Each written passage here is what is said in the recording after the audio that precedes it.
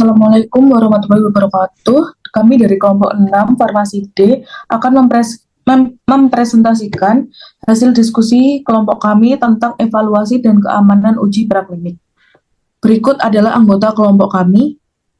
Sebuah perusahaan farmasi sedang mengembangkan obat anti kanker baru. Sebelum melanjutkan ke uji klinik, perusahaan harus melakukan evaluasi keamanan melalui uji praklinik, termasuk uji toksisitas akut dan subkronik pada tikus. Salah satu tikus menunjukkan penurunan berat badan yang signifikan dan kerusakan organ ginjal setelah 14 hari pemberian obat.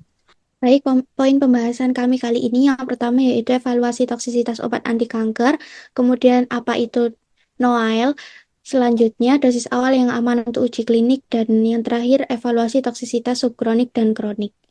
Langkah evaluasi yang harus dilakukan dari toksisitas obat anti kanker, yang pertama adalah histopatologi organ, kemudian biomarker kerusakan ginjal, kemudian uji toksikokinetik, uji dosis berbeda, serta yang terakhir pengamatan jangka panjang atau reversibilitas. Apa itu NOAEL? NOAEL adalah dosis tertinggi dari obat yang diuji pada hewan tanpa adanya efek samping yang merugikan serta secara signifikan.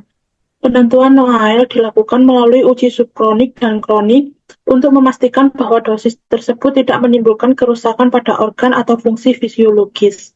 Penentuan dosis awal yang aman untuk uji klinik, yang pertama konversi NOAEL ke human equivalent dose, yaitu dosis NOAEL dari uji hewan dikonversi menjadi dosis yang setara untuk manusia menggunakan metode perhitungan berdasarkan luas permukaan tubuh atau berat badan hewan dan manusia. Yang selanjutnya ada penerapan faktor keamanan. Biasanya faktor keamanan sebesar 10 diterapkan untuk memperhitungkan perbedaan sensitivitas antara hewan dan manusia, serta variasi respon antar manusia. Faktor ini mengurangi resiko dosis yang terlalu tinggi pada awal uji klinik. Selanjutnya, dosis awal yang aman atau starting dose. Dosis awal yang akan diberikan pada manusia dalam uji klinik dihitung dengan mengurangi dosis HED dengan faktor keamanan. Biasanya dosis awal ini jauh di bawah NOAEL yang ditemukan pada hewan untuk memastikan keamanan subjek uji manusia. Penentuan NOAEL dan perhitungan dosis awal klinis yang aman adalah langkah penting untuk mencegah efek samping serius pada manusia saat uji klinik dimulai.